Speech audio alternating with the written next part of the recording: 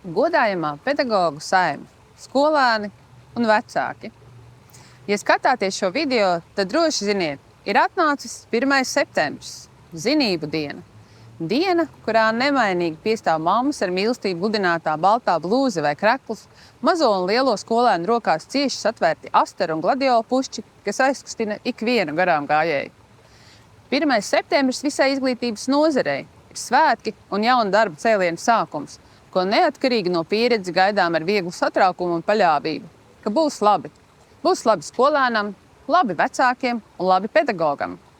Skolai mēs kā vecāki uzticam pašu dārgāko, savus bērnus, kuriem esam solījuši, ka viņi šeit piedzīvos patiesu draudzību un arī pirmo mīlestību, atklās pasauli un savus talantus.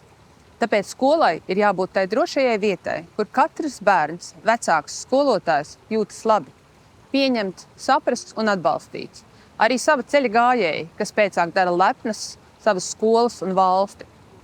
Izglītība visā pasaulē pašlaik piedzīvo lielas pārmaiņas, bet gadu tūkstošiem nemainīga ir un paliek atslēga uz labu izglītību – pedagogs, skolotājs, tāpēc godāsim un gādāsim par viņiem kā valsts un sabiedrība.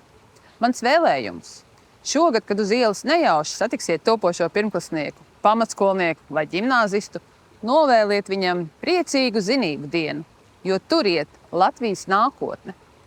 Ar pateicību un dziļu cieņu uzlūkosim katru ziedos slīkstošo pedagogu, kas pēc 1. septembra dodas mājup, lai jau pirmdienās stātos klases priekšā. Un pats galvenais – pateiksim paldies saviem bijušajiem un esošajiem skolotājiem, jo viņi ir Latvijas zelts. Lai mums visiem veiksmīgs jaunais mācību gads!